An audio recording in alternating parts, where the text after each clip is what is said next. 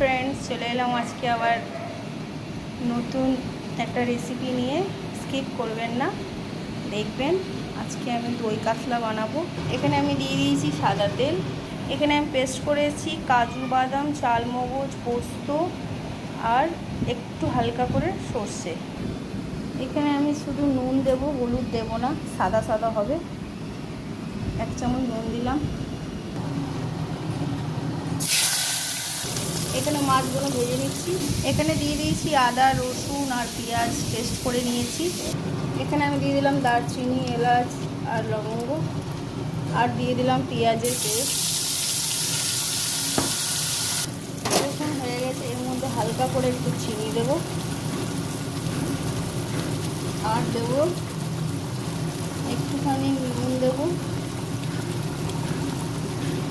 দিয়ে ভালো করে এটা নেড়ে নিতে হবে। দিয়ে দিলাম কাঁচা লঙ্কা একটা ছিঁড়ে।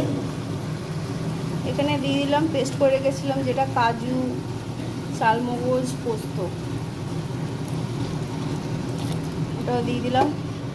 টক দইটাকে গ্রাইন্ড করে নিয়েছি, এতে আমি টক দই দিয়ে দিলাম। সবই সাদা সাদা সাদাই হবে এটা।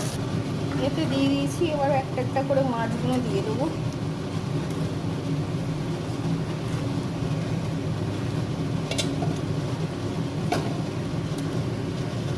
হয়ে গেছে দই কাতলা।